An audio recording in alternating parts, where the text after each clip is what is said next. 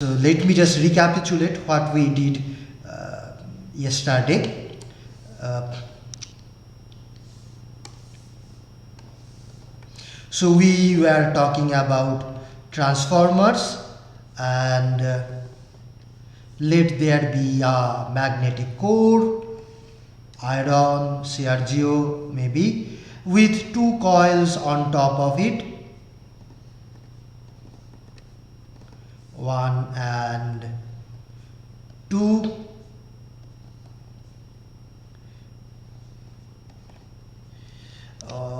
Then the dot convention,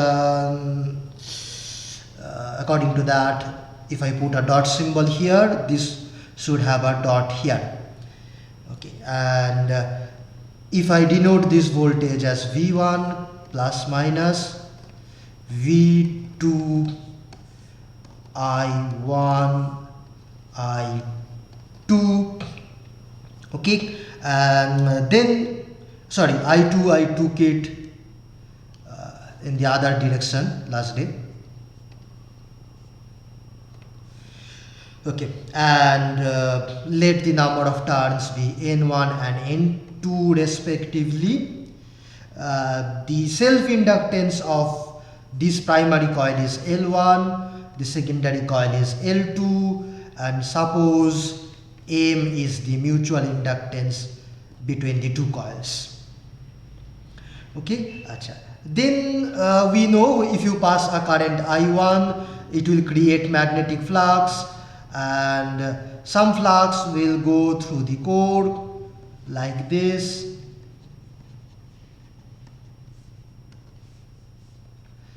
There will also be flux which goes through the air.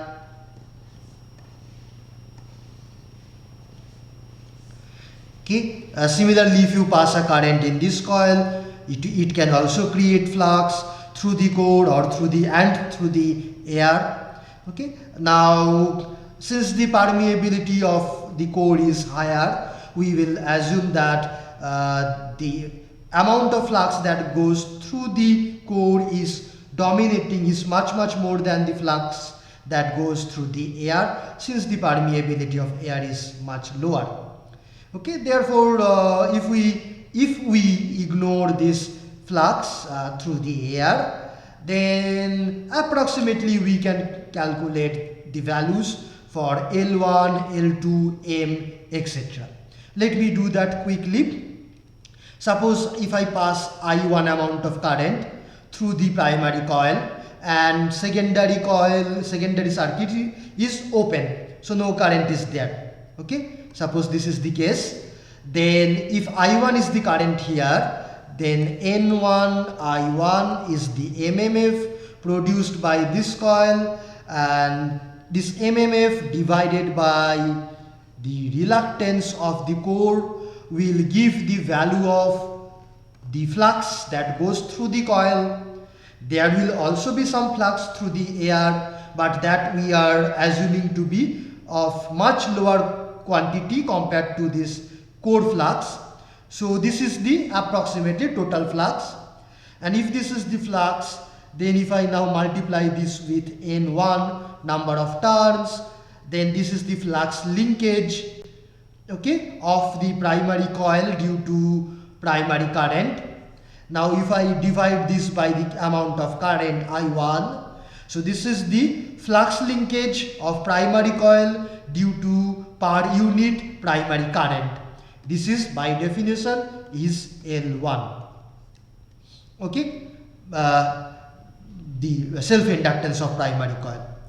Now in the same way, see, this N1 I1 is the MMF, this divided by R is the flux, as we already mentioned.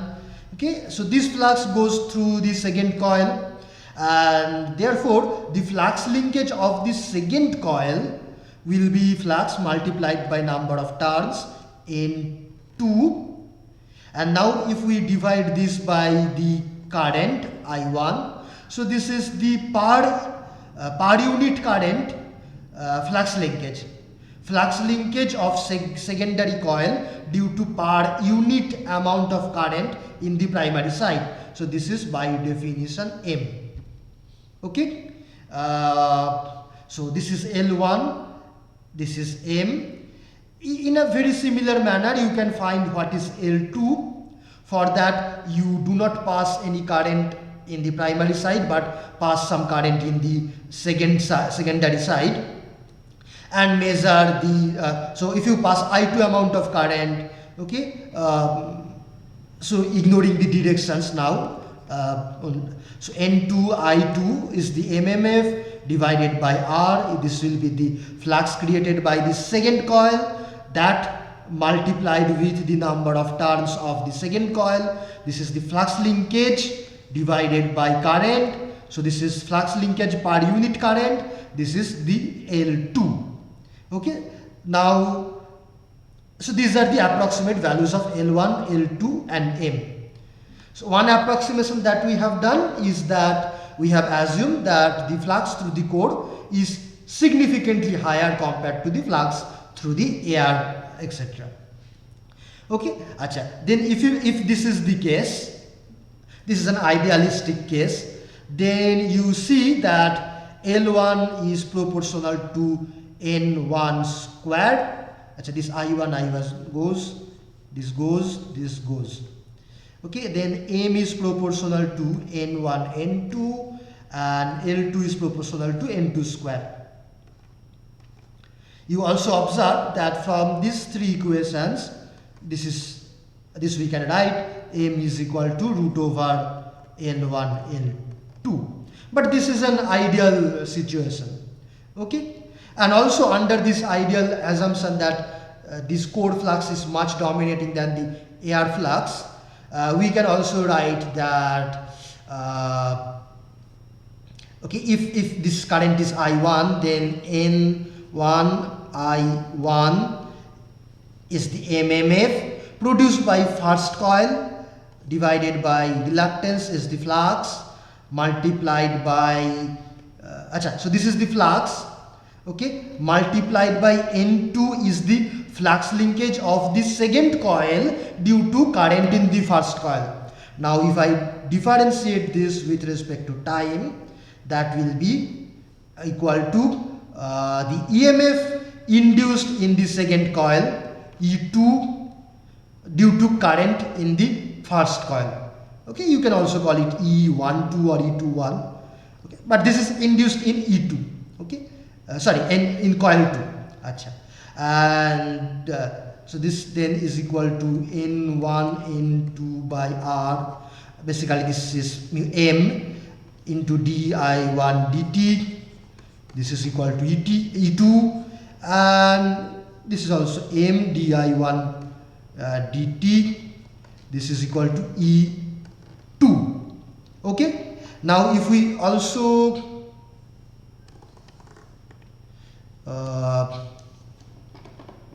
write the expression of E1, okay, voltage induced in the first coil due to its own current, then we can write d dt of N1 I1 is the MMF by reluctance is the flux multiplied by N1 is the flux linkage of primary coil. Derivative of that will be E1. Okay, so this you see is so this is d dt of I1 multiplied by N1 square by R, which is nothing but L1 d dt of I1. This is equal to E1. Okay, so now from this and this equation you can write E2 by E1. That will be, this derivative term is common, that will cancel. So we will have M by L1, and M is proportional to N1 N2, and L is N1 square. So N1 N2 by L1 square. This becomes N1 square. So this becomes N2 by N1. 1. Okay, so And this E2 or E1 is basically, you can call the voltage here between these two terminals. In this situation, when there is no other voltage drop, this voltage is V2, which is E2, this is V1, which is also E1, in the absence of other voltage drops, and so then this is equal to V2 by V1.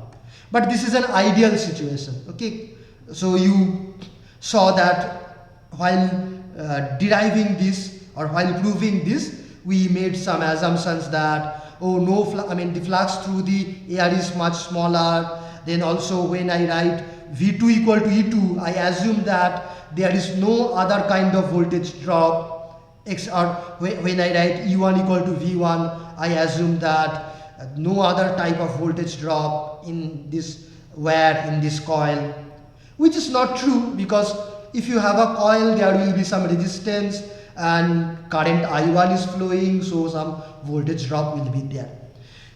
So this is an idealistic situation, and actual situation will have deviations from this. So now we want to write how the equation should be for a more realistic transformer.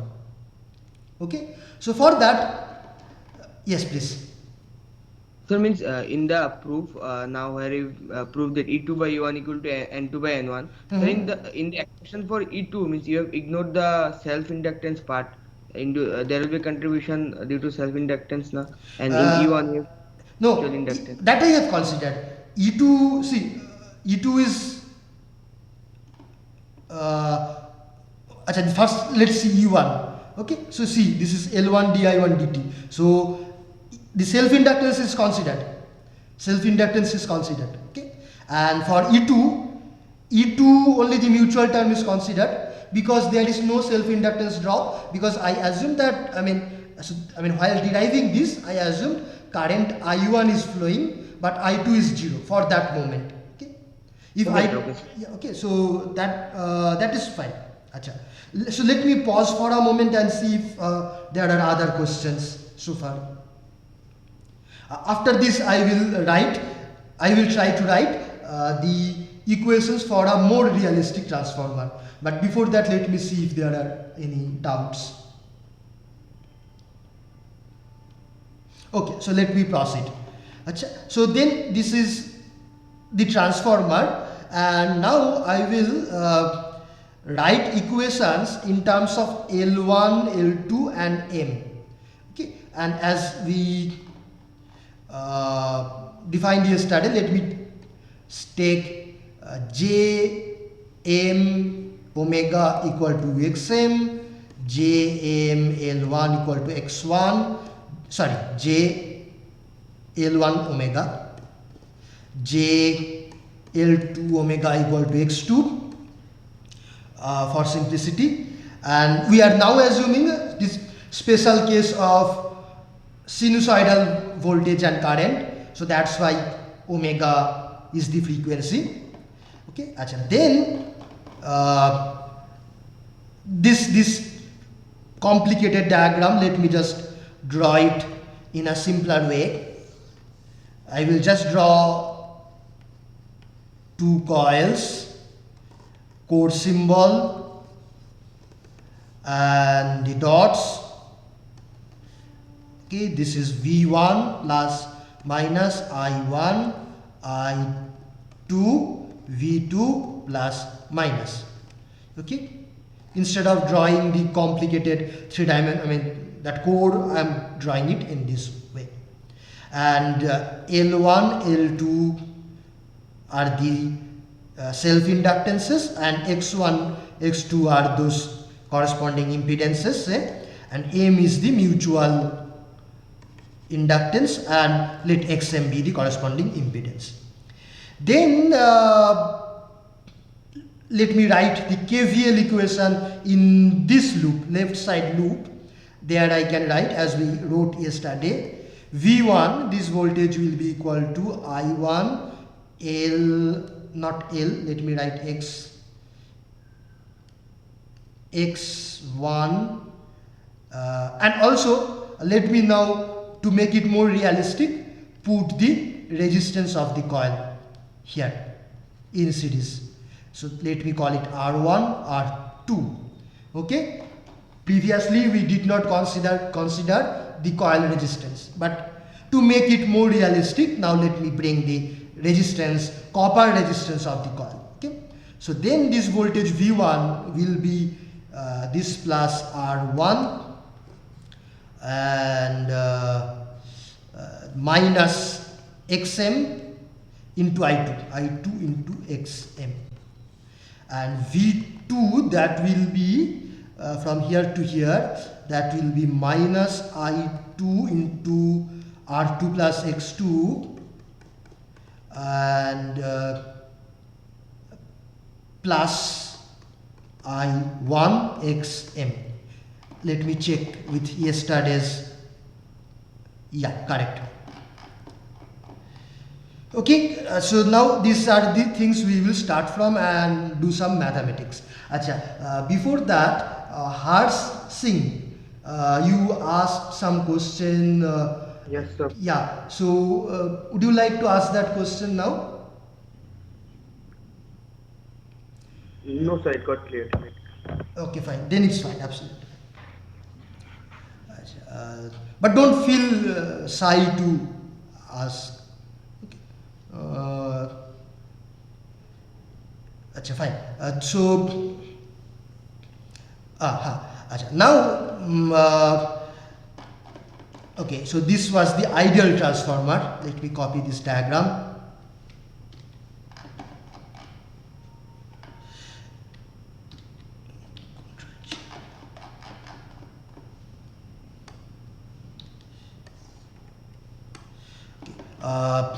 So for an ideal transformer, we know that the relations V1 by V2 is equal to N1 by N2, and I1 by I2 is equal to N2 by N1. These two relations hold true.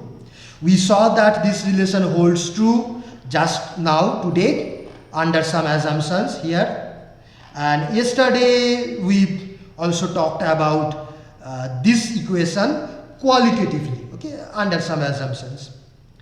Achha. But for a practical, more realistic transformer, these are the correct equations, not this. Okay, these are the correct representations. So now we have to model this equation using an equivalent circuit.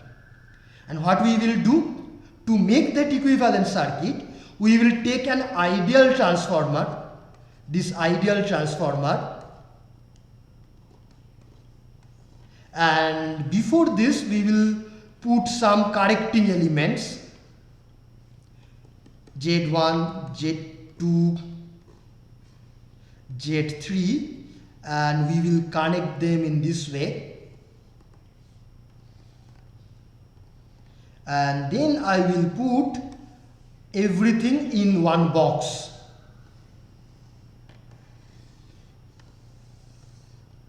Okay, now inside this box I have an ideal transformer together with some other things. Okay, so if these things were not there, if this point was directly connected to the ideal transformer and this point was directly connected to this point, then from outside the behavior of this black box would have been just like an ideal transformer. But because of these extra things that I am adding, its behavior will not be exactly similar to this ideal transformer, but I will choose the values of this Z1, Z2 and Z3 in such a way so that from outside, that means from here and from here, its overall behavior will be governed by these two equations. Okay, so my target now is to find out the values of Z1, Z2 and Z3 such that if I call this as V1 plus minus I1, I2, V2, fine, then from here and from here these two equations should be true. Okay, so for that we have to find Z1, Z2 and Z3. Is the question clear? Acha. Okay, so next, acha, so since I am calling this V1, let me first make it clean.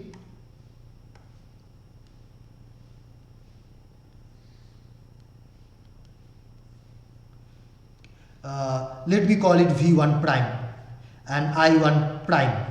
Okay, acha. Then here I can write V1 prime by V2 is this, and I1 prime by I2 is this. Okay, and so therefore if this is V2, then this will be equal to how much? It will be V2 multiplied by N1 by N2. Please check my calculations. Okay, and I1 prime, this will be equal to I2 multiplied by N2 by N1. Am I correct? I2 will be I1 prime is N2 by N1 I2, N2 by N1 I2. Correct. Okay. Okay, so these two currents,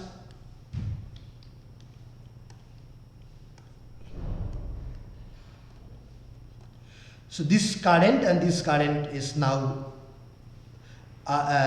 this value and this value, and these two voltages are here. Achha. Now let us first write a KVL equation in this loop. Okay, so from that I can write V1 is equal to I1 Z1 plus Z3,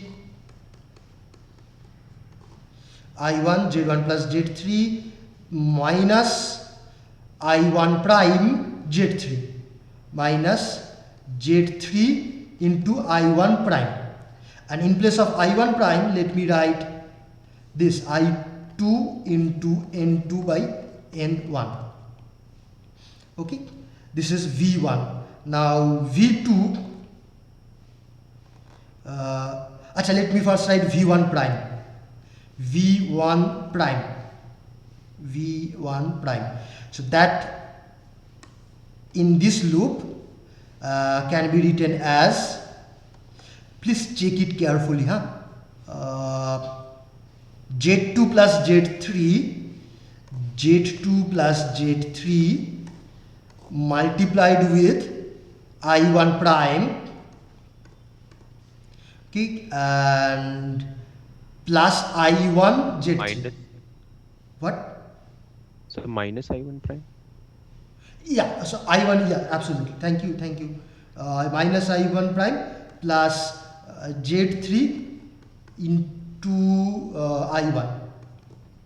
Okay, and in place of I1 prime, let me put I2 into N2 by N1.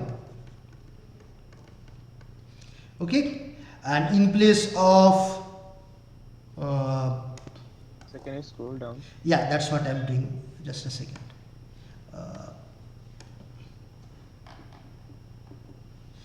Okay, and in place of V1 prime, let me use V2 N1 by N2.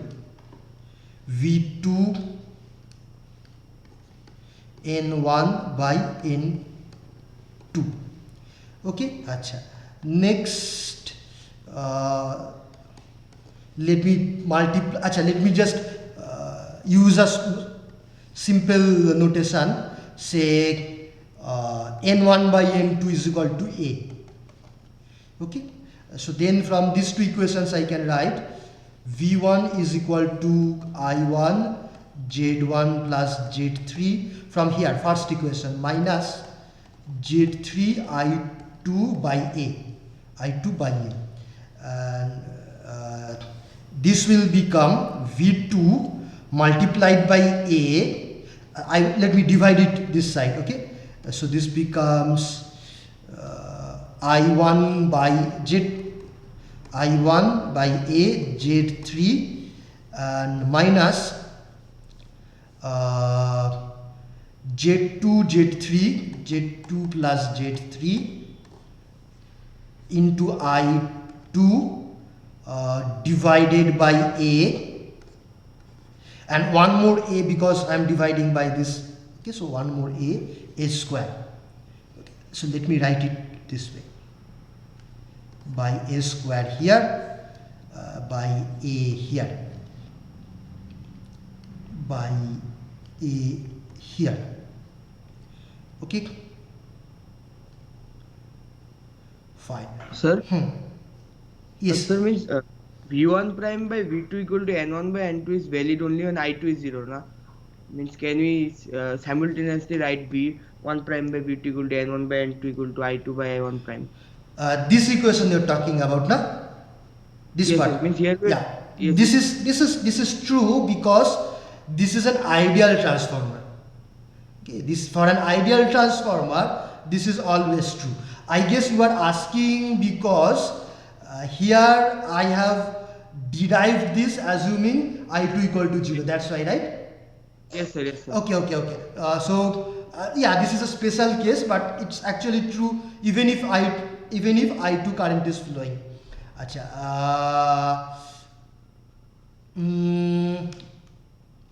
how do I tell that?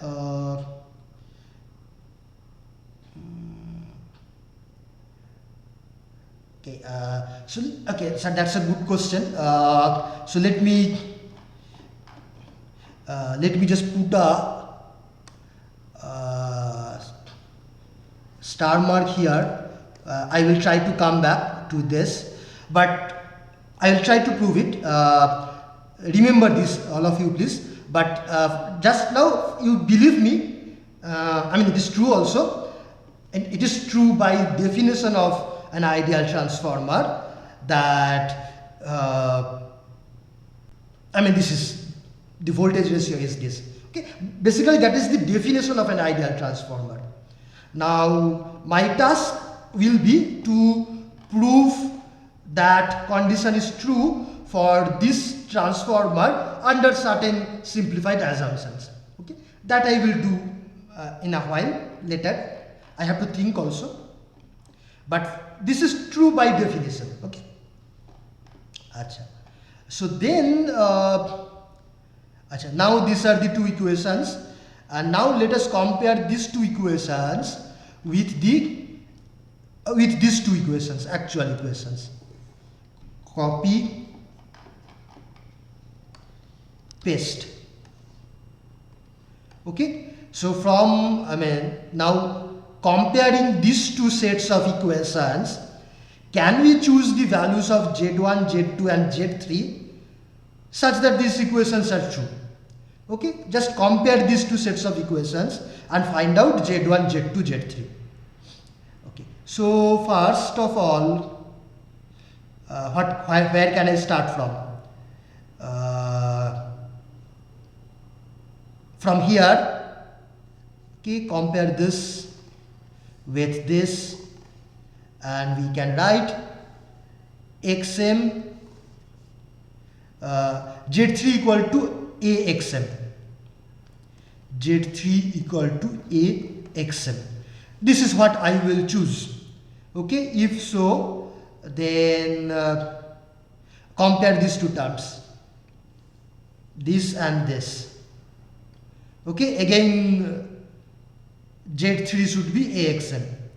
Okay, acha. And then after that, let us compare say these two terms, this coefficient of I1 here and the coefficient of I1. So from this we can write Z1 plus Z3 is equal to X1 plus R1, correct? Z1 plus Z3, X1 plus R1. Now Z3 is this, so Z1 will be equal to X1 minus Z3 AXM plus R1, correct? Okay, acha. Next compare say this with this. Okay, coefficient of I2 here and coefficient of I2 here. So from that we can write Z2 plus Z3, that will be equal to A square multiplied by this A square R2 plus X2, and Z3 is already this, so Z2 will become A square R2 plus A square X2 minus Z3. Minus Z3 is minus AXM. Okay, so let me write this as A square R2 plus let me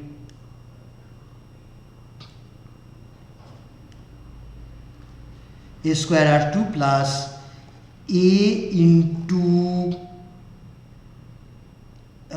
X2 minus XM. Did I do any mistake here?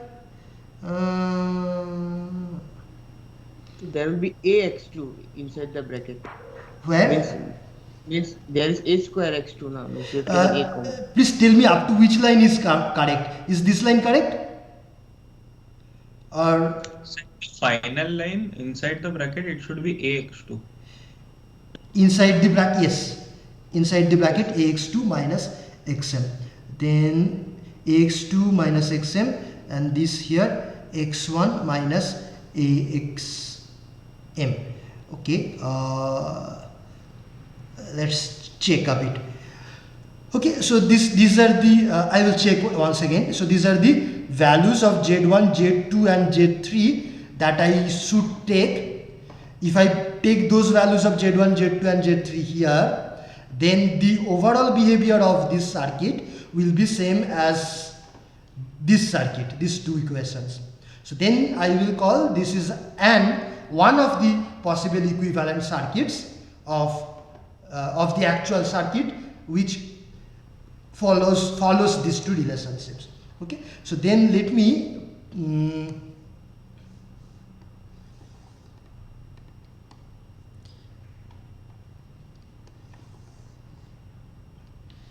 copy this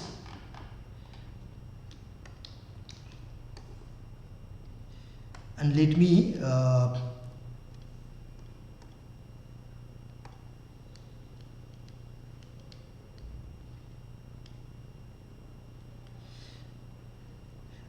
put the values.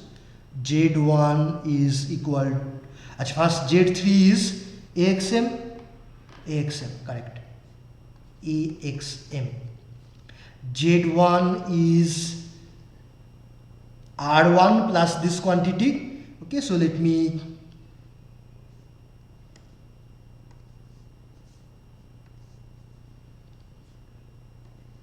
draw R1 plus what? Plus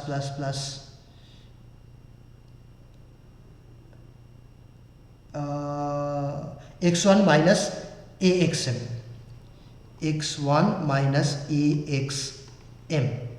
Okay, acha. Then here let me clean it up.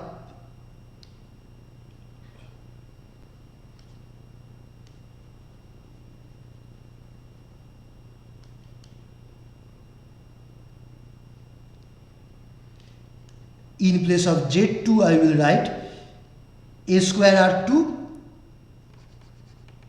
a resistance A square R2, and then some impedance whose value is I will write it this way: A square X2 minus XM by A. Okay, acha.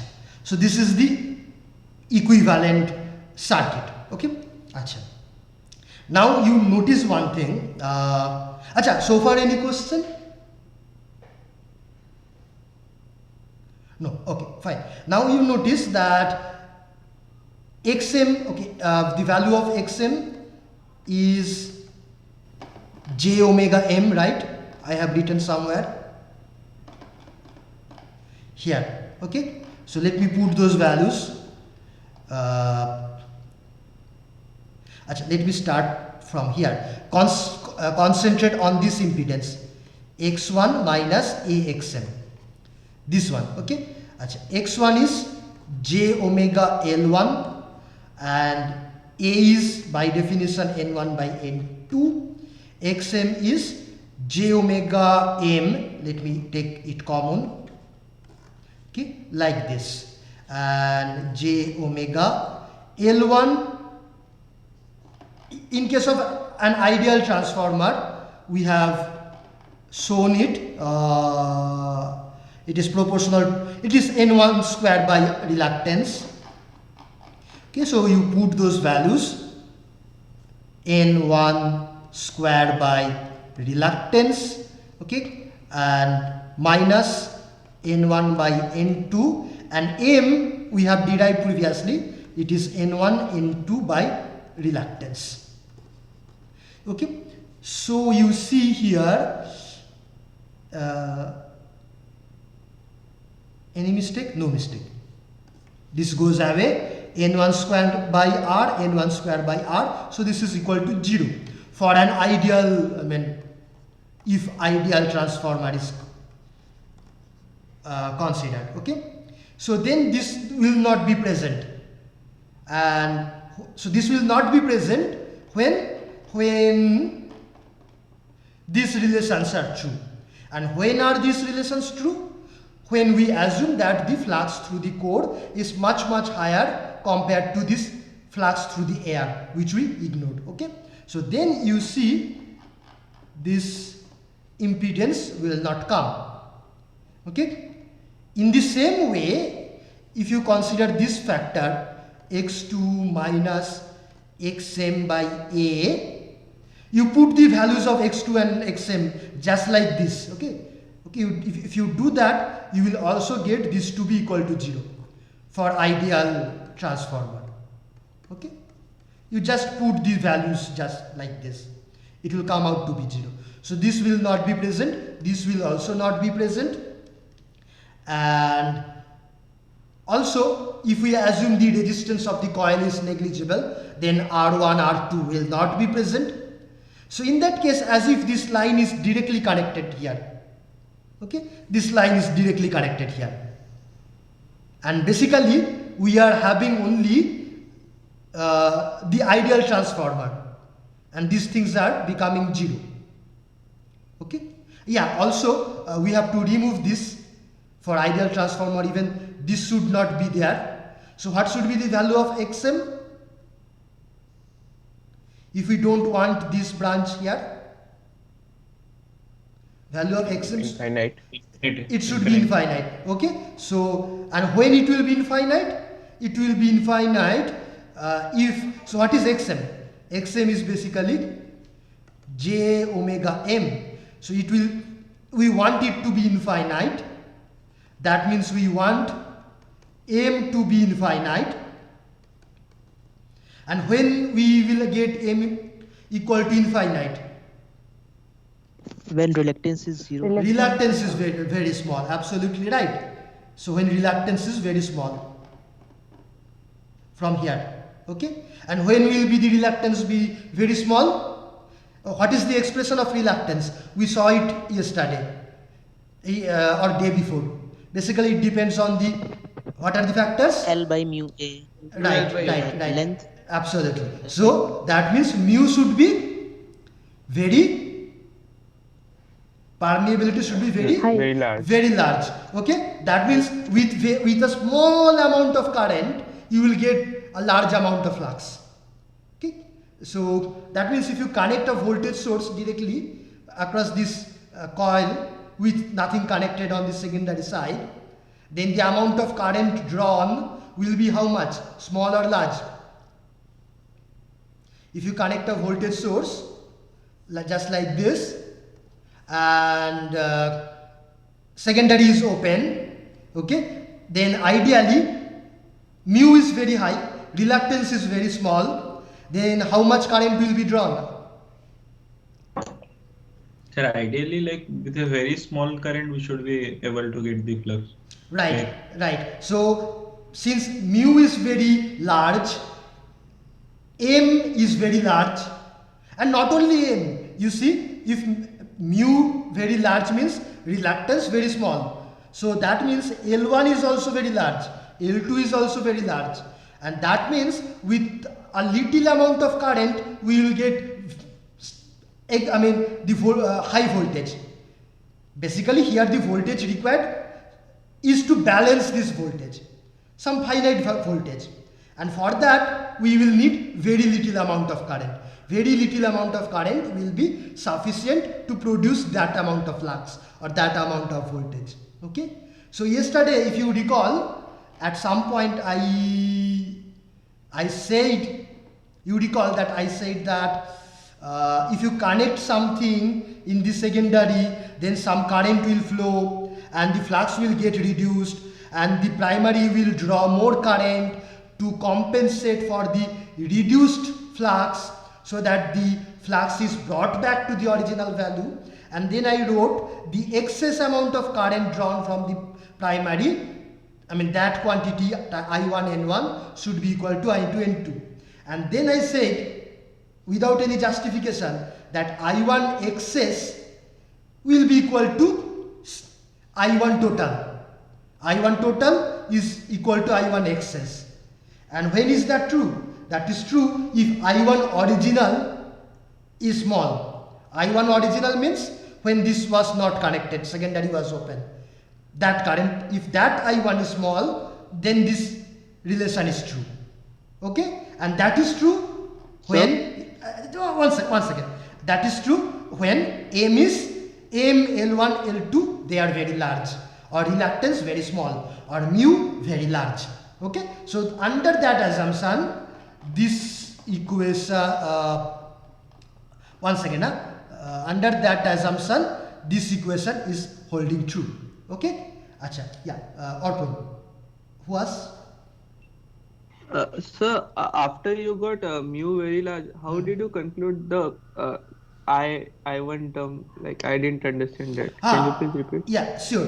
See, if mu is very large, R will be small, and if R is small, then you see all these quantities will be large, tending to infinity. Okay, because R is in the denominator.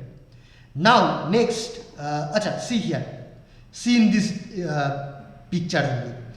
When I2 is 0, okay, when I2 is 0, then the voltage from here to here in the coil, inside the coil, okay, this voltage from here to here, that I can write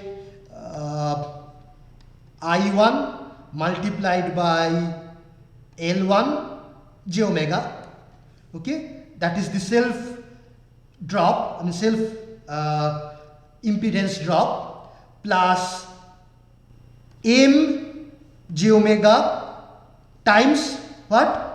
0, because this current is 0. Okay, so this is the drop from here to here, right? And there is no resistance, plus 0 resistance. Okay, so no other drop is there, only this drop is there, and so this voltage should be equal to this supply voltage, call it Vs, plus minus. Okay, so these are all the drops, all the voltages inside the coil due to self-inductance, mutual is 0, resistance is 0, so this is equal to Vs. Now, so okay, this is gone, this is gone. Now if L1 is very high, tending to infinity, what will be I1? Very small. Very small, that's what I was saying. Okay, is that okay, Vikrant? Yes sir, yes sir. Okay, yeah. Hello, sir. Yes, Ayush. Sir, I have a doubt, sir. You said that when I2 is also non-zero, still the above conditions for ideal transformer will be valid. If I2 is not like zero, with flow of I1, there will be a particular value of I2 due to change in flux linkage in the second coil. Right. And I think I understood your question. I think previously Orpon also asked the same question, similar question, and I put a star mark right? So let me try to answer that question now. Basically the question is, if I2 is not 0, whether that those ratio equations will be still true. Okay, acha. So let us see. So, sir, I have a different doubt. Like, when I2 will be non-zero, like, there will be a negative flux, and to balance that negative flux, there will be another I1 dash, as you said in next class. And that I1 dash will be much more than the I1 which was flowing earlier. Right. So, while like, finding the self-induction, we should account that I1 dash, right, instead of accounting I1. Like, that one will be a good approximation. But we have taken I1, which will be relatively very small than the I1 dash. I think the problem that I have created, I have chosen some bad notation. So by I1, I am actually meaning the total current, okay? Which according to your terminology is I1 original plus I1 dash. Okay. Okay, I think I have chosen I1 in my notation is total current. Okay, now is it okay? Ayush? Okay, you may need to, if you are thinking, think, okay, think and come back, no problem. Achha, meanwhile, let me answer Arnab's question and let me try. Achha. So these two equations are true. Okay, these two equations are true. So let me start from these two equations and see what can I say.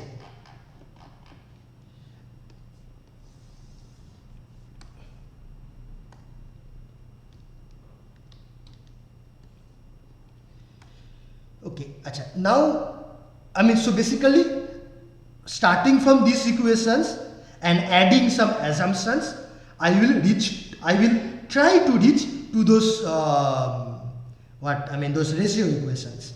Achha. Okay, now let me try. Achha, first assumption, R1, R2, 0. Coil has negligible resistance. R1, R2 gone. Achha. Next, let me put the value of x1, x2 and xm. So x1 is j omega L1. What did I have here? Okay. So here j omega L2 and here j omega m, j omega m. Okay, I1 not equal to 0, I2 also not equal to 0. Achha. But now we are assuming L1, L2, M to be very large, and also L1 is N1 squared by reluctance. This is N1, N2 by reluctance, N1, N2 by reluctance. This is N2 squared by reluctance. Okay, Acha. Next, what can I do?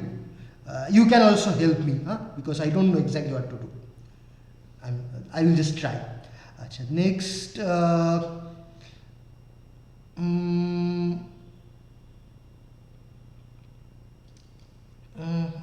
L1, acha.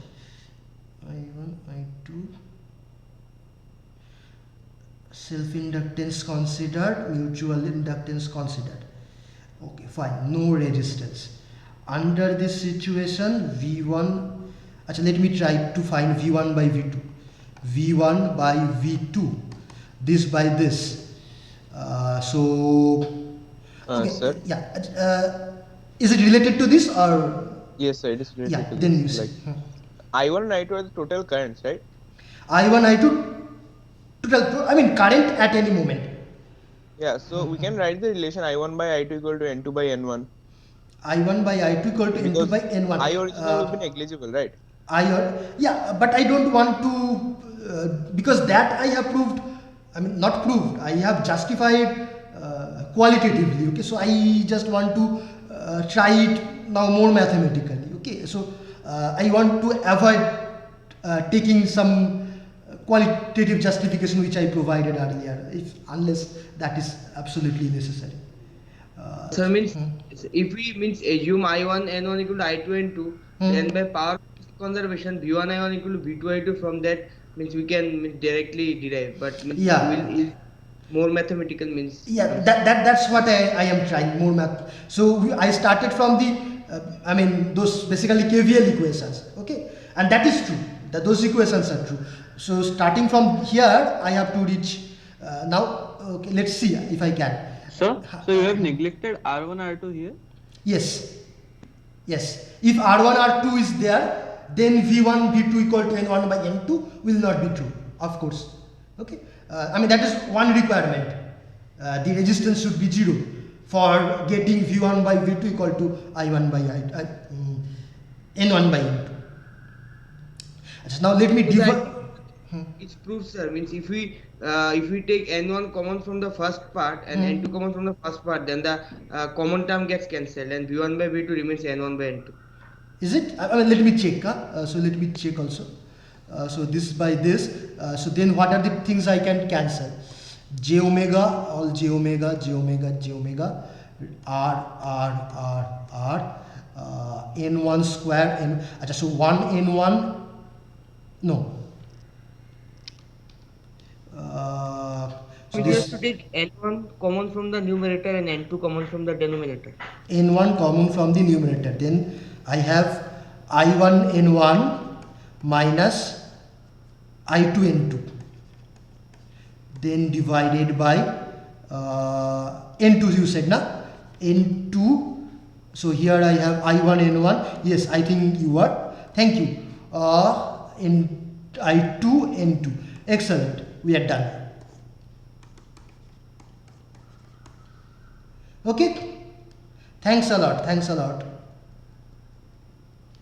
Yes, so then from power conservation we can prove I1 by I2 equal to N2 by N1. We don't have to make that assumption that I1 excess. Means if V1 by V2 equal to N1 by N2 has been proved, then V1 I1 will be equal to V2 I2 by power conservation. If there is Yeah. So after this, after this you can take the power consumption. Then I1 by I2 will be N1 by N2. Yes, that you can. Okay, and then but then there is one assumption. I mean, when you do that, there is one assumption. What is that assumption? That assumption is input power equal to output power, means no power is lost in the transformer. Okay, and so basically that is related to no resistance, because if there is resistance in coil, power will be lost. Also there is no hysteresis, eddy current loss, etc.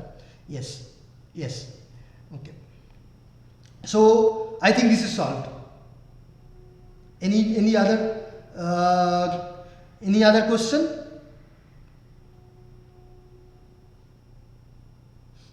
Okay. So let me proceed. So far we have derived the equivalent circuit of a transformer. More practical, not absolutely ideal, but this is also not the complete story. I mean, this derivation also has some hidden assumptions. What are those? Did you recognize? So I have, yes. So like there is no flux loss in the core, we assume that. No. Flux loss means, you means leakage flux, this air. Yes, sir. No, that is considered. Sir, I2 is equals to 0. I2 equal to 0? No, I2 equal to 0 is not at all assumed. assume that the permeability is very high, means close to infinity. Permeability is very, very high. Once again, so let me answer Orpon's question and the question previous to that, whoever asked that. Okay, so you are saying permeability is very high. That is one thing. Another, I mean, the person before you said that this flux in the air is neglected. Okay, but that, when did I do that? I first derived this thing, and after that here x1 minus xm, I am equating it to 0. To do that, here I am assuming two things, that basically air flux, leakage flux is ignored, okay, because there I have assumed these equations, I have inserted these equations, okay. So to make this equal to 0, I am assuming air flux is negligible. But if I don't make that assumption, then this will not be 0, and then this quantity will be there, no problem, okay. So if air flux is not 0, this quantity will be there, no problem, this will not be 0. If I don't want to make it ideal, I don't have to assume air flux to be 0, okay. So that is not a problem in this circuit. If there is flux in the air, there will be some non-zero quantity here, okay? And this quantity in fact is called the leakage reactance, okay. This quantity is called leakage reactance, okay. So that assumption is not there in this, while deriving this, I am not assuming that air flux is 0.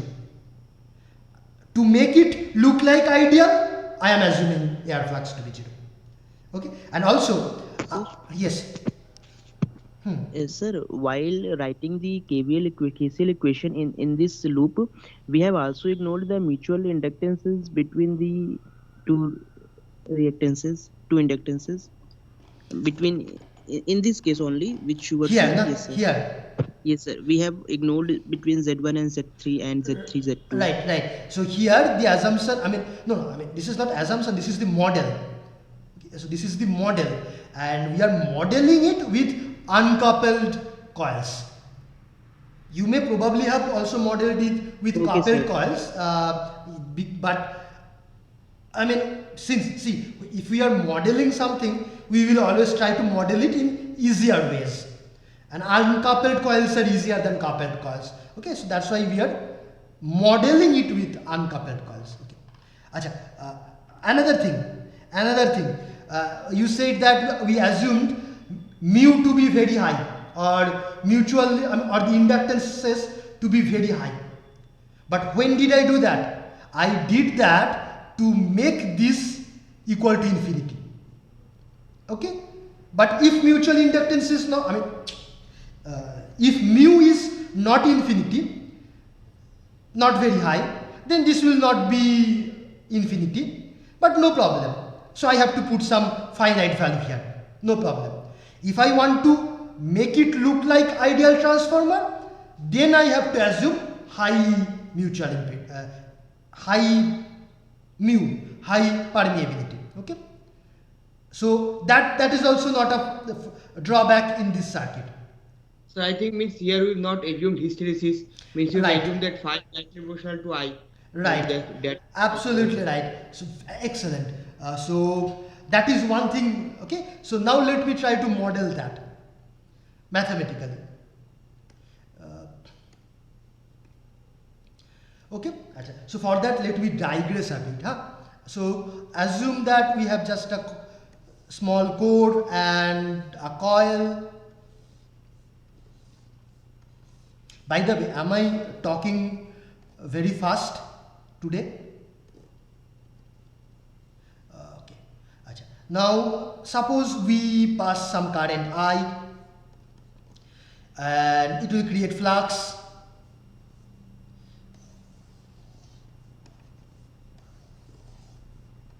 Okay, call it phi, and the relation, and there is a BH curve we have studied. H is proportional to I basically. So this axis is I, this axis is B, which is proportional to phi or B, whatever you like, H or I. Okay, then if there is no hysteresis, then how will this curve look like? BH curve, if there is no hysteresis, it will be a straight line. Okay, but if there is a hysteresis, then this curve looks like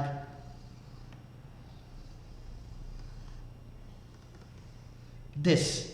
Okay, and you see it's also, I mean, non-linear. Achha. Now, okay, and now you achha, keep that in mind. And besides, let me draw one diagram. Okay, a 2D plot where I will draw a diagram such that, say, x is equal to some a cos omega t, and y equal to some b cosine omega t minus some angle theta. I ask you that you plot this curve on this xy axis. How will that look like? Or how will you plot? How will you plot? First you take, say, t equal to 0, then x is equal to a and y is equal to b cosine minus theta. Okay. So suppose this is the point x equal to a and y is something minus or plus. If I put 0, so that Cos is theta. b cos theta. Okay.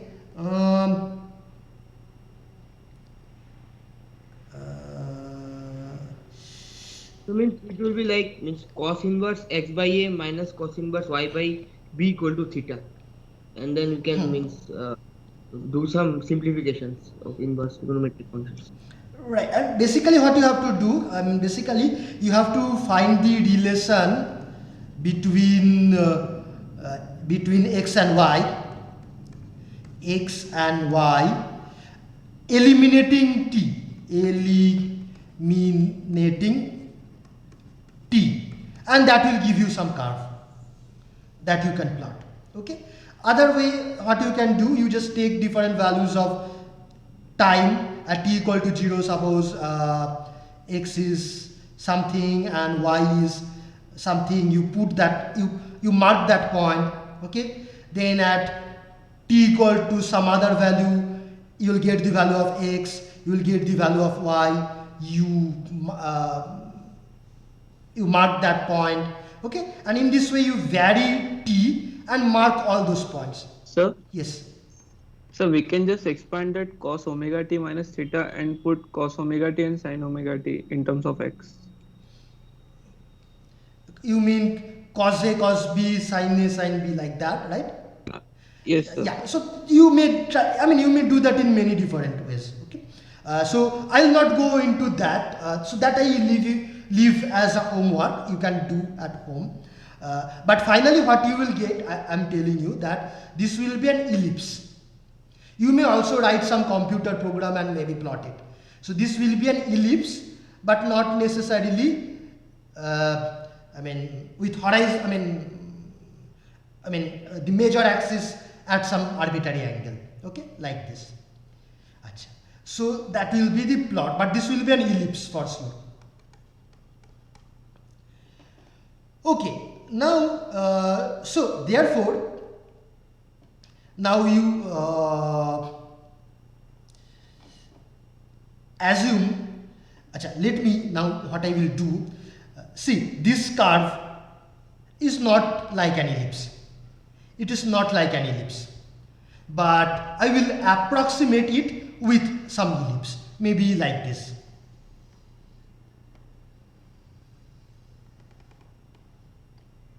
Okay, so definitely there are deviations, but I am approximating it to do the mathematics. And if so, now we can show it this way. If the x-axis I is of the form some a cos omega t, that means current is varying sinusoidally in this way.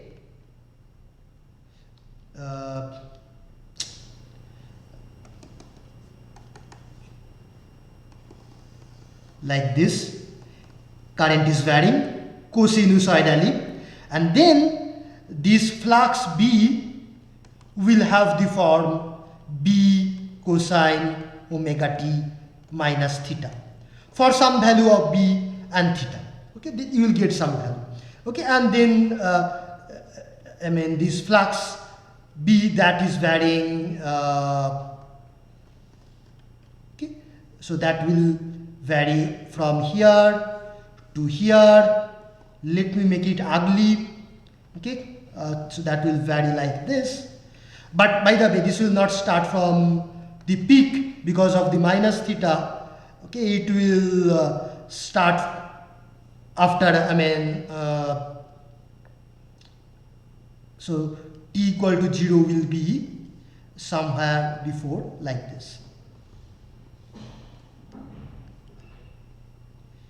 Okay, so basically what I want to say that if we can approximate our hysteresis loop with an ellipse, if it were an ellipse, then we could show that if you give a sinusoidal current like this, then your flux will also be sinusoidal, but there will be a phase difference.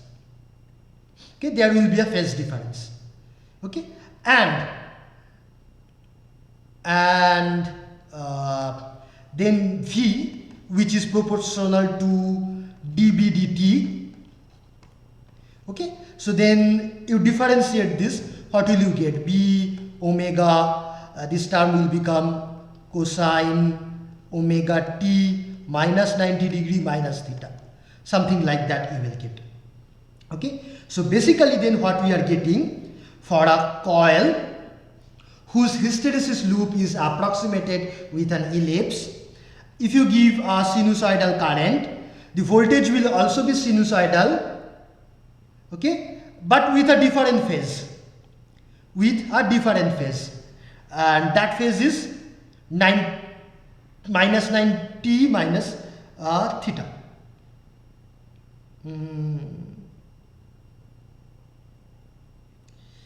Okay, also you have to consider the direction of the voltage.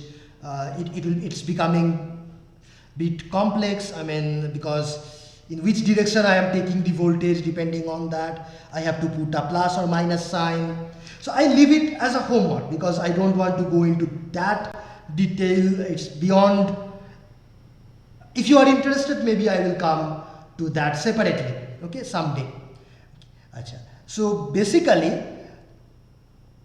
I conclude without thorough derivation that if you give a sinusoidal current, your voltage will be sinusoidal for a coil, iron core coil, but the phase of the voltage will be not purely 90 degree leading.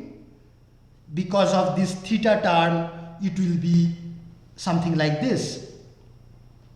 If this is your I, okay, if this is your I, your voltage will be somewhere here.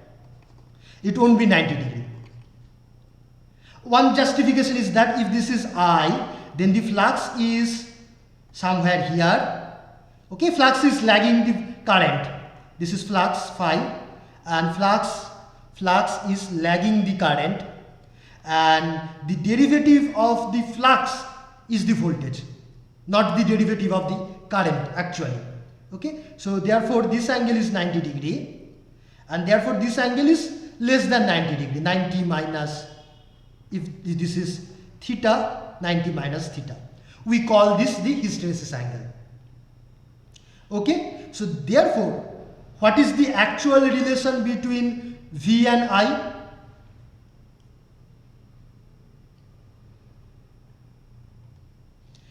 Ideally, see if you are following this, ideally V is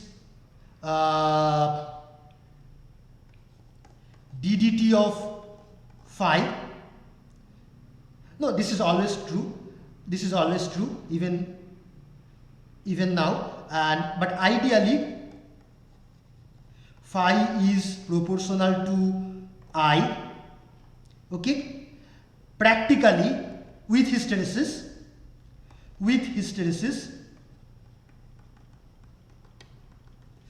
phi I can write is I with an angle minus theta.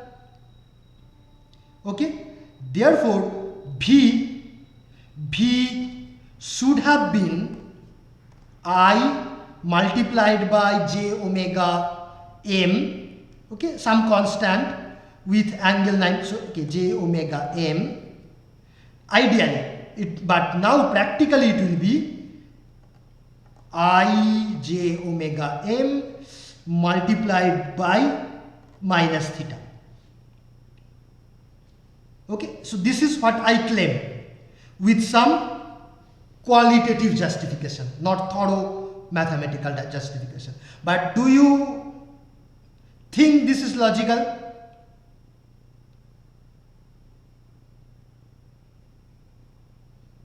Do you have doubt in this, or do you want me to repeat this part? Hello? So, Can Yeah. you repeat it briefly? where did Yes, Vikrant? where did we use that ellipse part here? Oh, ellipse, where did I use ellipse part? Acha, if it is not an ellipse, then okay, you do this thing at home. You draw this sinusoidal curve, okay, and then for each, okay, at t equal to 0, this is the current, you go here, so this will be the flux, you draw that value at t equal to 0.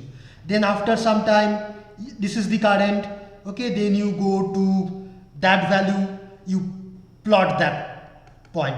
After that, after some time, this is the current, you go there, you plot that. In this way, you find what is the pattern of this thing. Okay, you will see this will not be sinusoidal. It may have, I mean, that may look like this, maybe, or some other form, but that will not be sinusoidal. Okay, but if you assume this to be sinusoidal, then you do this at home. Take this point, okay, go, I mean, project it, and then from that point you project it here. Okay, in this way you do it for each and every point. Start from here, go there, project it. Start from here, go there, project it, like that. Okay, and then join those curves, join those points, and see how that curve looks like. If it is sinusoidal, then that will also be sinusoidal. Sir, Okay, sir. so means when you wrote phi is proportional to I angle minus theta, so means phi is magnitude, right? And I angle minus theta is a vector. Means how can we write that? Means if we have to come means see the relation between. Here this phi that I have written is not, this is not phi as a function of time. Okay, this is not phi as a function of time, but this is the phasor representation of phi. Okay, let me tell you in this way. Means can we write two phasors to be proportional? Means that I cannot understand. Means can we write or define the proportionality between two vectors or phasors like that? Means if you want to find the relation between phi and I, then we have to means find the relation from the ellipse equation, no? Means there will be some phi means complex relation between. We phi have to and start from, definitely you have to start from the ellipse, but I mean I don't want to go through any, I mean, a long thing. Let me tell you in this way, see if this satisfies. If this is I, sinusoidal, if this is I, what can we say about phi? How will phi look like as a function of time? Will it be, phi. Sir, theta angle displays. yes, theta angle is like this. Okay, so then this is also my notation problem. I mean, because my handwriting is bad, I never use lowercase letter, I always use uppercase letter, but in principle I should use lowercase letters for time varying quantities and uppercase letters for phasor representations, but this is my bad notation that I always use uppercase letters. Okay, so this is IT and this is phi t. Okay, acha, now what can you say from this graph? If I take I, capital I, okay, this is as a function of time, this is the phasor representation. If this is the phasor representation of little it, how should be the capital phi t? Phasor representation of flux, how should that be? That will be lagging, means by some Something time. like this. Okay, this will be phi. Acha, now if so, can I then write phi is equal to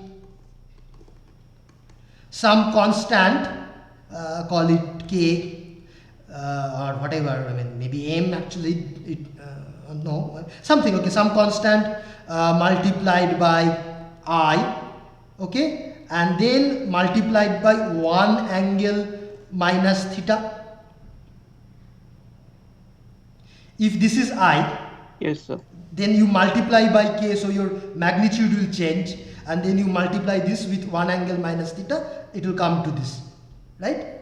So this is basically what I wrote here. Okay, some k times I angle minus theta.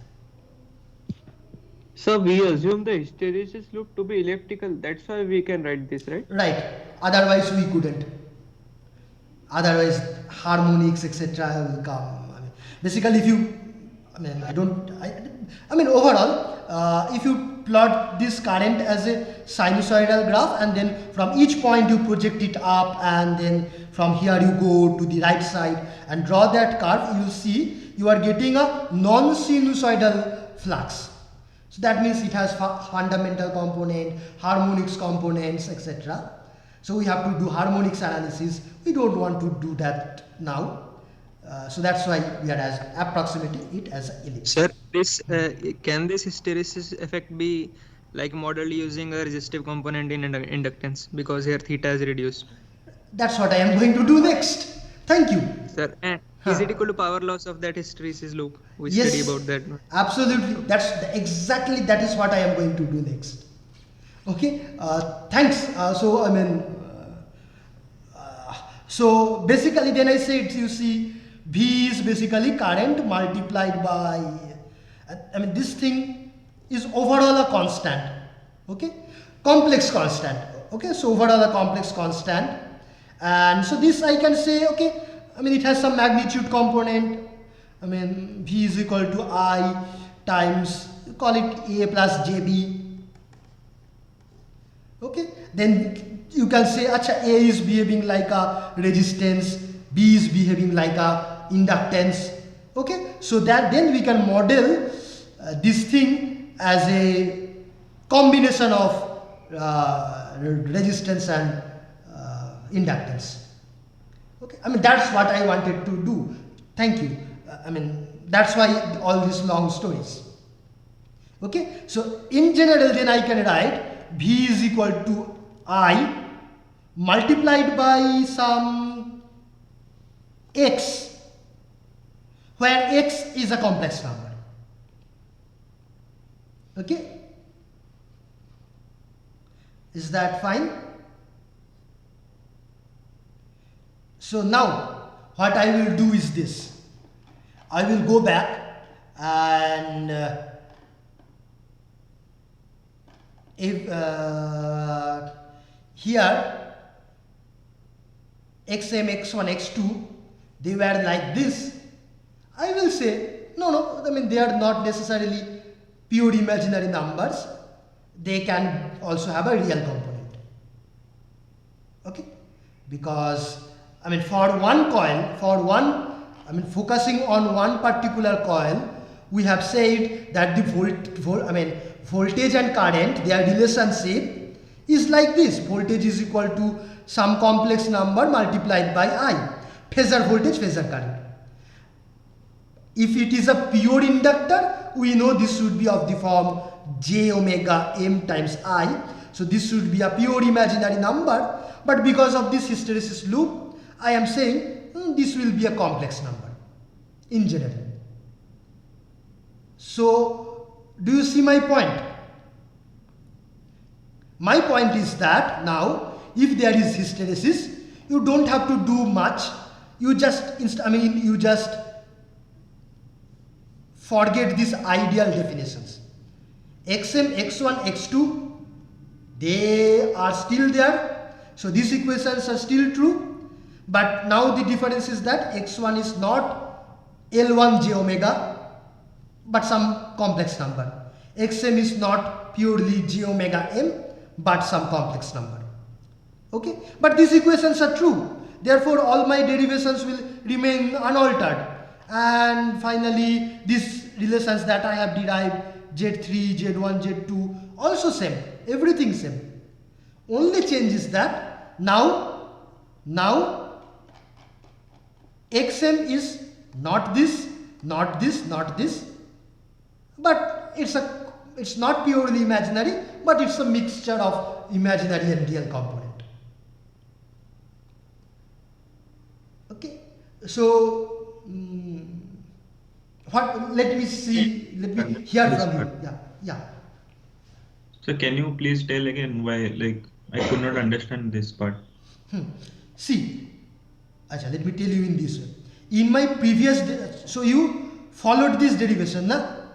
That the value of Z1, Z2, Z3 should be like this, and then this will model a practical transformer with resistance, with air leakage flux, but without hysteresis. Okay, so this we did earlier. But now we also want to model hysteresis. For that, I am focusing on one particular coil, and then I am saying that for a hysteresis free situation, the relation between voltage and current should be like this: V equal to some imaginary number j omega m times I. This is for no hysteresis,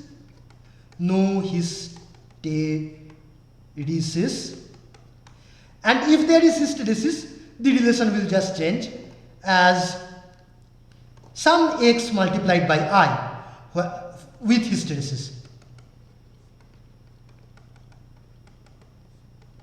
where x will have both real and imaginary components, a plus j omega. This is equal to x. A plus, JB. Means if it would have been purely imaginary, then the angle difference between V and I should be 90 degree. Now there is some finite phi, so that's why you replaced it by a generalized complex number so that it can be represented by now. Right. Yeah. Okay. Yeah. Right. Okay. So that's the thing.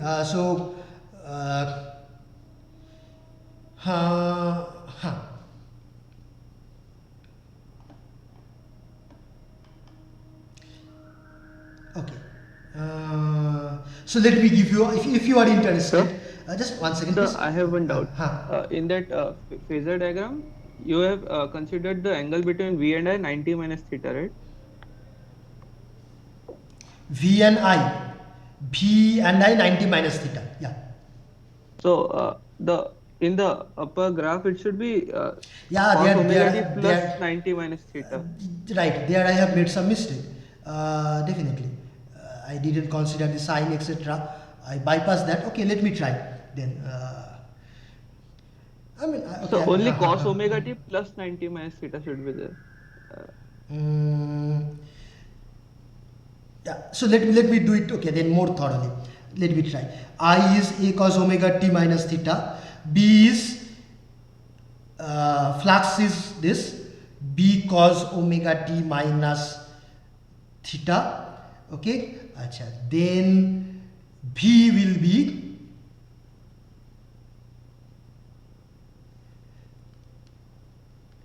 dB dt. Okay, so that will be some constant times sine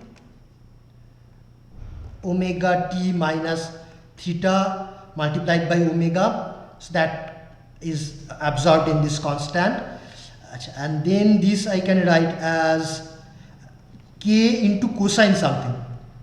what can I write? Cosine 90 minus omega 90 minus omega t plus theta, correct? And cosine, acha, so this is also equal, is it visible here? Hello? Yes, sir. Okay, so then let me make it little more ugly here. Then this is k cosine minus is same as cosine, I mean, so let me make it cosine plus omega t minus 90 minus theta, okay, minus 90 minus theta. So is it correct? So 90 and theta, they are coming together, 90 plus theta, 90 plus, did I do a mistake here?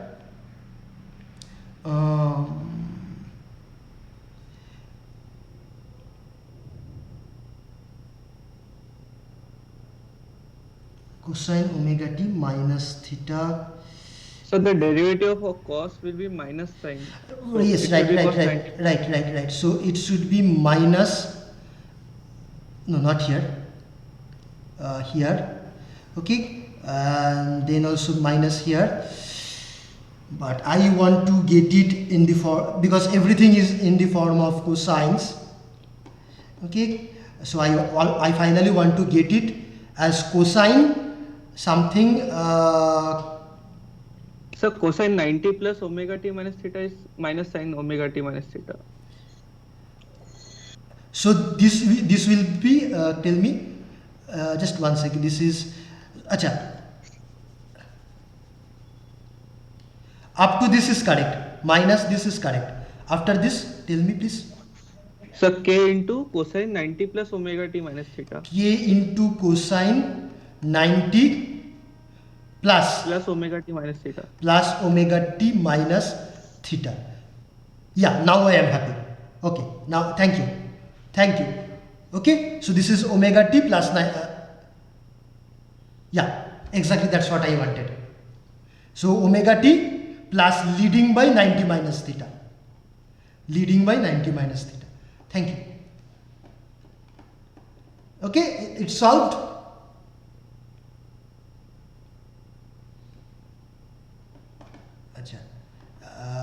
Okay, so basically now everywhere where I have previously written as V voltage equal to some imaginary number multiplied by I, all those things I have to replace by a general complex number multiplied by I. So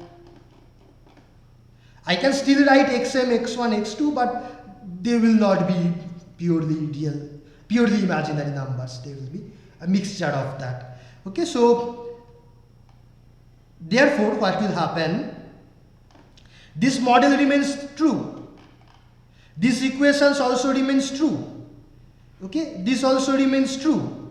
But now, for example, xm was previously what? Xm was j omega m. Now it will become some complex number, okay, maybe j omega m plus some, call it r hysteresis of this form, or maybe something like that. So basically it will be a combination of inductance and resistance. Okay, normally the way people model it is like this: a parallel combination of an inductance and a resistance. Okay, in this, so these two together is this. In the same way, this x1, xm, they can also be modeled as some resistance and inductance. So the way people model it is some resistance and inductance here, oh no, not this one, some resistance and inductance. Okay, now basically since you have this resistance together with this resistance, then we can merge these two together and call it, okay, just one resistance, and also this you can merge together and call just one resistance. Okay, so then finally the model of a transformer, practical transformer, considering hysteresis also, becomes like this. Okay, so just 1 minute please. Let me just simplify this diagram.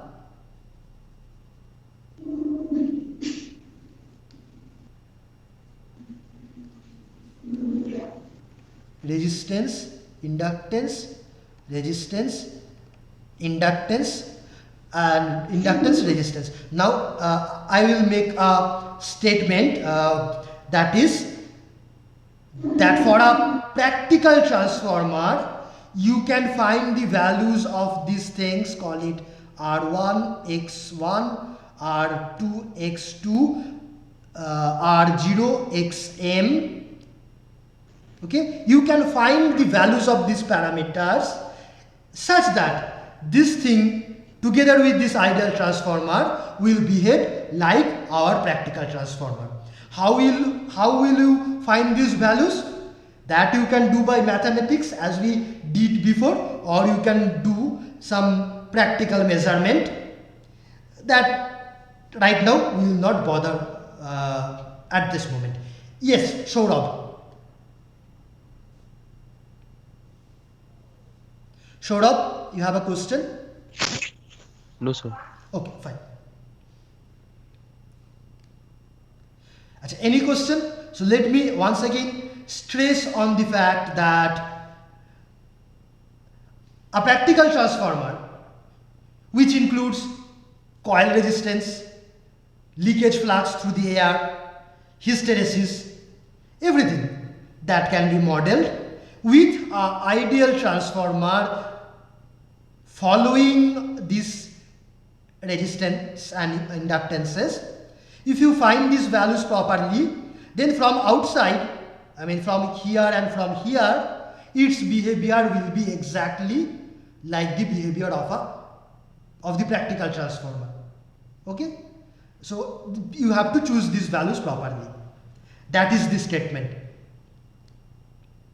Okay, if you agree to my statement, then you can for the time being forget the long process through which I justified this statement.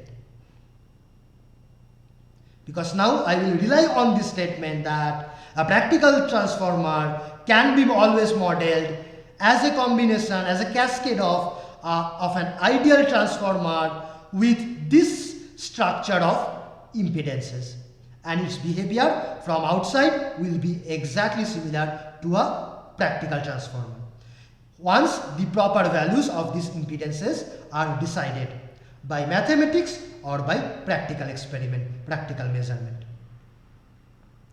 Okay, now let us come to our CT and PT.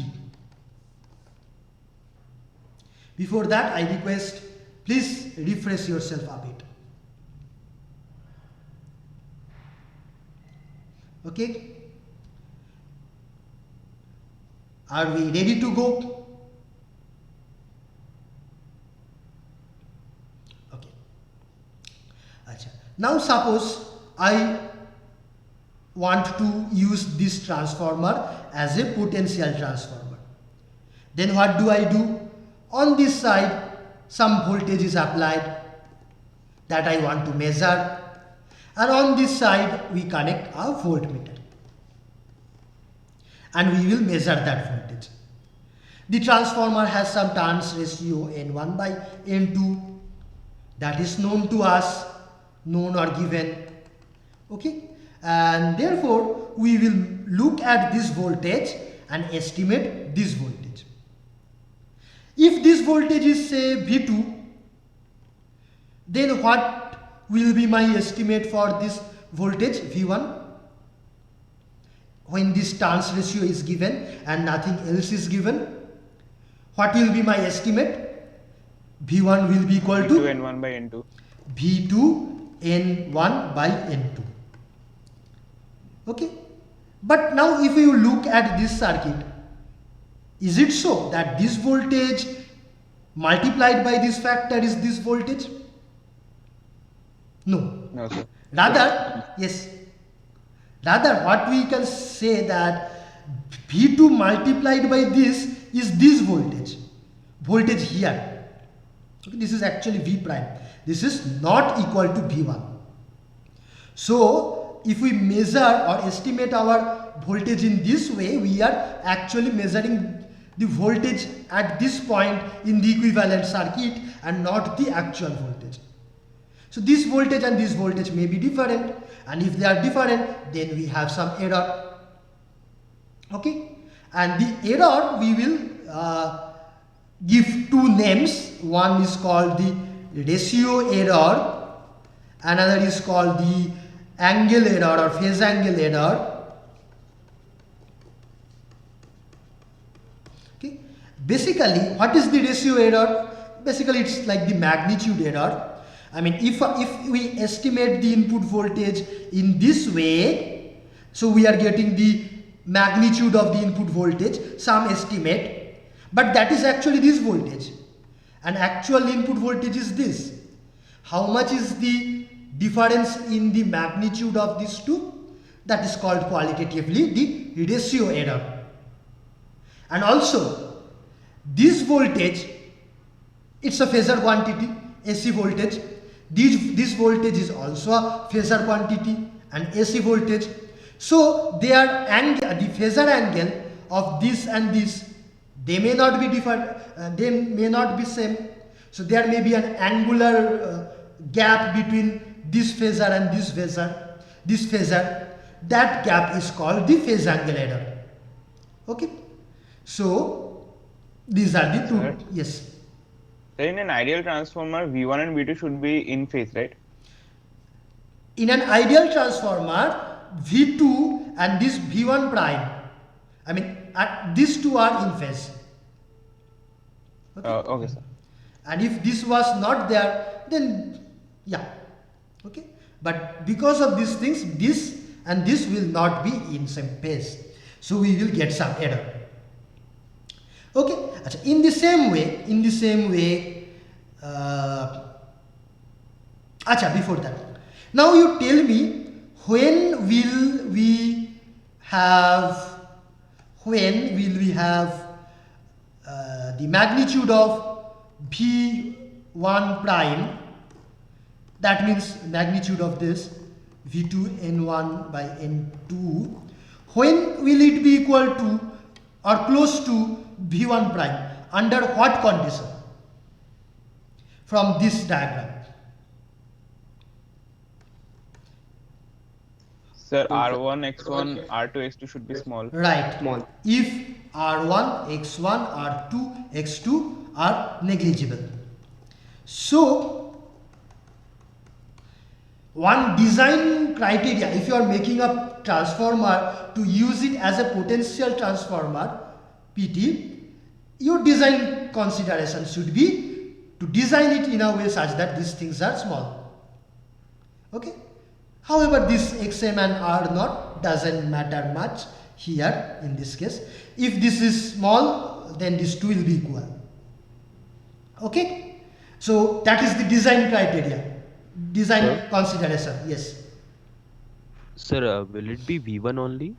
Like mod of V1 dash is approximately equal to V1. Thank you. Yes, right. Yeah. Okay. Now consider a city. Okay, same diagram. Now I will use it as a current transformer. So now what is the change? I will have to write C in place of P, and here I am measuring a current. Okay, I can put a current source, and here I am measuring this with an ammeter. Call it I2. Okay, next, so this is the I2 that I am getting with the ammeter. What will be my estimate? I mean, if the turns ratio is N1 by N2, what will be my estimate for I1? my estimate will be I2 multiplied by N2 by N1. This is given, okay. So I will think, oh, this is the input current, primary current, okay. This is what I will think. But is this the current here? No. But this current is equal to which current? Actually, this current in this diagram. I1 prime. This current, no, this is not I1, this is this I1 current. dash. I1 dash, I1 dash. Okay, this is I2 N2 by N1. Okay, so basically if I estimate my current in this way, I am actually estimating this current, not I1. And are these two equal or different? Different, sir. Different, because if there is any current, say call it I0 here, okay, if I0 is flowing here, then I1 will be this quantity plus I0.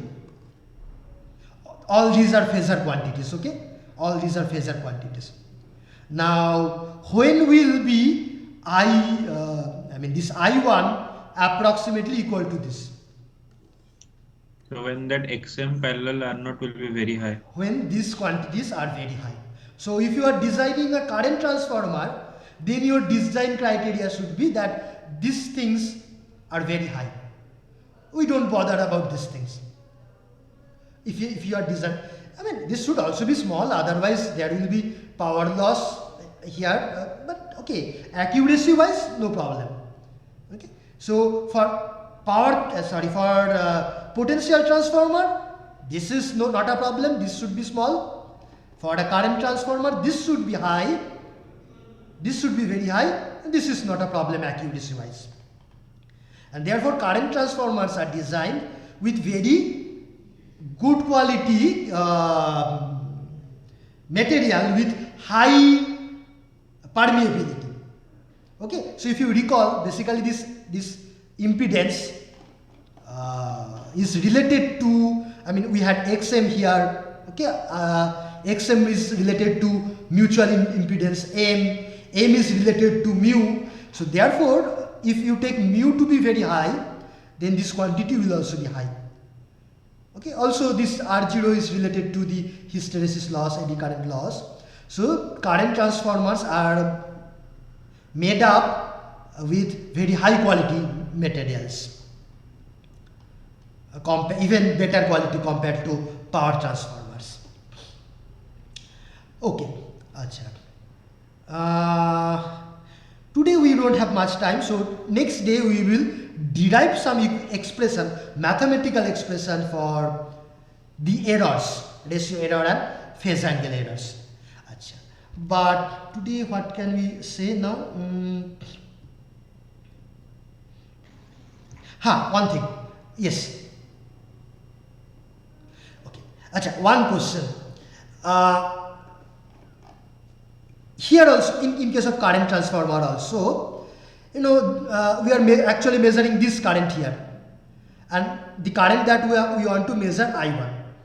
These two currents also may have same phase or different phase. If the phase is different, then we will call there is a phase angle error. Tell me, why do we bother about phase angle if we want to measure current? Or also, if we want to measure voltage, why do we bother about whether the angle of this voltage and this voltage are equal or not? We bother about their magnitude, that is fine, but why do we bother about angles? Any guess?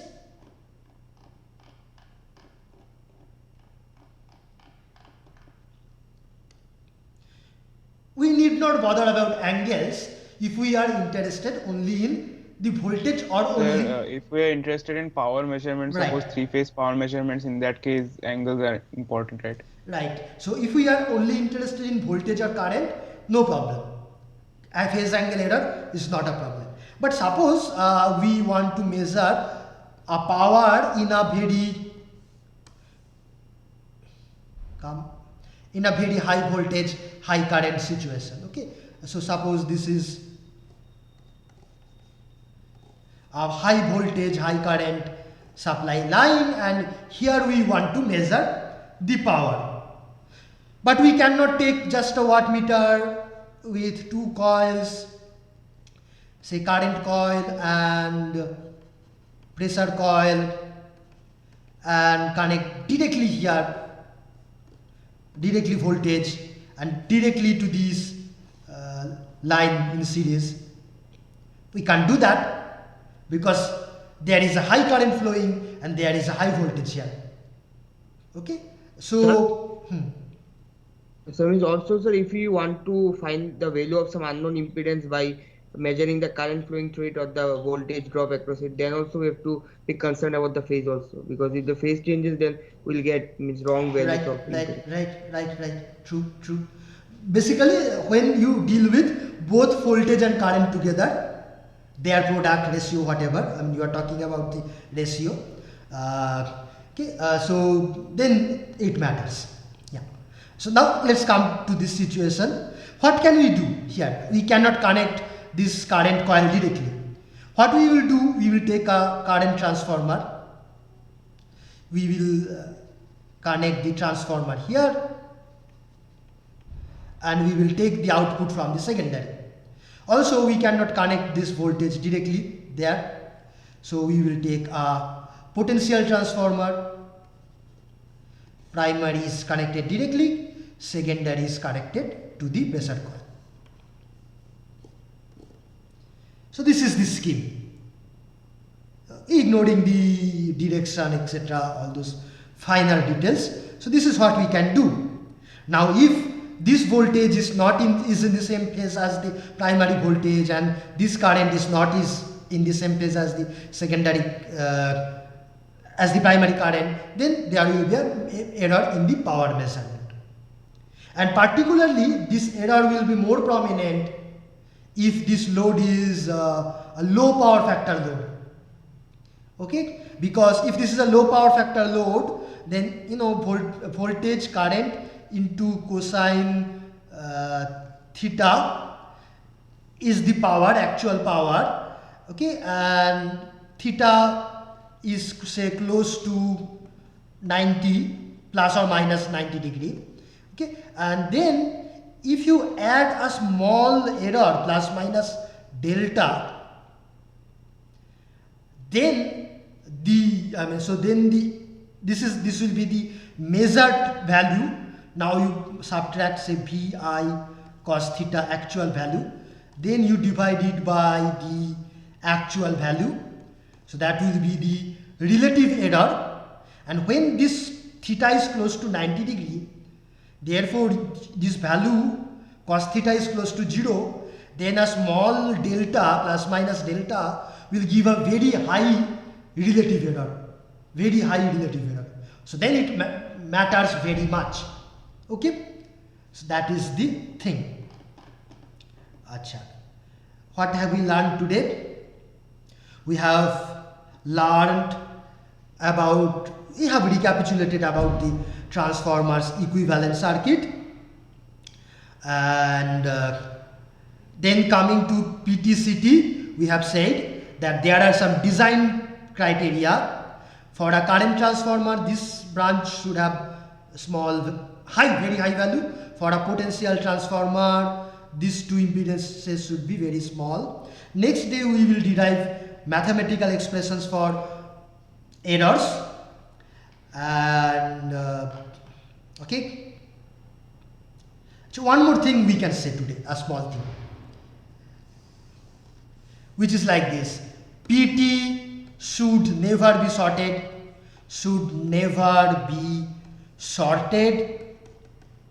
secondary of PT, and secondary of CT should never be opened. Okay, if you are working in real life, don't do either of these two mistakes. They may be fatal, extremely dangerous. Why? Let us see that.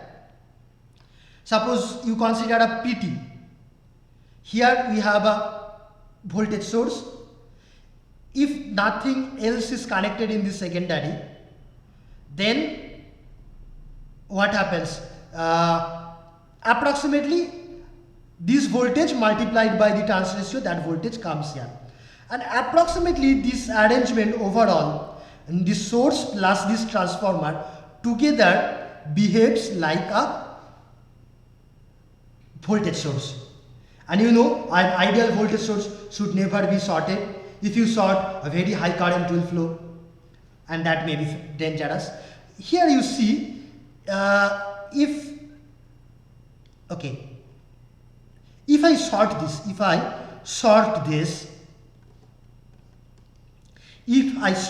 this, then how much is the impedance between these two terminals?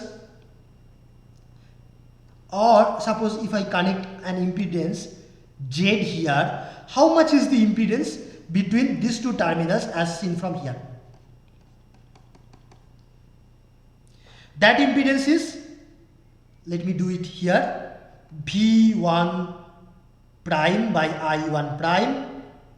V1 prime is N1 by N2 into V2, and I1 prime is N2 by N1 into I2. Now V2 by I2 is Z, so this is Z multiplied by N1 by N2 whole square. Let me write S square. Okay, so this is the impedance seen between these two terminals, if the impedance here is Z. Okay, so now if Z is equal to 0, if you sort it, if Z is equal to 0, then this impedance is 0, and if this impedance is 0, okay, then how much is the impedance between these two terminals? Small or large? Okay, this is short. Yes, please. Small. Very small, because these two terminals are shorted, and for a potential transformer we know we should design it also with this very small.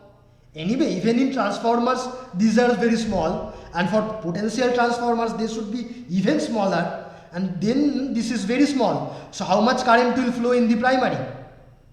Very high. Okay, so a very high current will flow, and that may be damaging everything. That may burn all the insulation insulation due to heat, etc. Everything may get shorted, and dangerous thing may happen. Okay, so if you are using a potential transformer or for measuring a voltage, never short the secondary. It may be dangerous. Okay, and in the same way, coming to the current transformer, if you open this ammeter, then this impedance is infinite. Then this impedance is how much? Also infinite. Infinite multiplied by the turns ratio square. So this is infinite. If so, how much is the impedance between these two? Small or large? Large. Very large, because here it is infinite, no path for current to flow, and this is also large. Anyway, it is large for transformers, normal transformers, and for current transformers this is even larger. Okay, so there is a very large impedance, and you are driving a current. And if you are driving a current through a large impedance, then what will happen? A very high voltage will generate here. That may also break all insulation. That may be over breakdown voltage. Okay, so everything may get damaged. And also if you are actually having a voltage, this is the last thing, voltage source in series with the impedance. This is the generator station, and this is our house, home. Okay, and a large current is not only my house but all the entire city also. So a very large current is flowing. Okay, that current you are trying to measure, and then in that circuit you have entered a very large impedance. So also your original circuit is highly disturbed. Okay, so even if a large voltage is not appearing here by chance, then this voltage is now divided by a very high impedance. So the original circuit, this house, etc., they will be also disturbed largely. So never ever open the secondary of a current transformer. If you want to change the ammeter, if you want to change your ammeter, first connect a second ammeter, then open the previous one. Don't do the other way. Don't open and then connect. Then it will be risky. First connect something. If required, you first short it with a wire. Then you open it. Then you connect the other ammeter and then you remove this. Okay? So even for a single second, don't open the secondary of a current transformer. Okay, I am done. Any question? No. Okay. No, sir. Thank you, sir. Okay, so see you in the next week. Thank you. Thank you.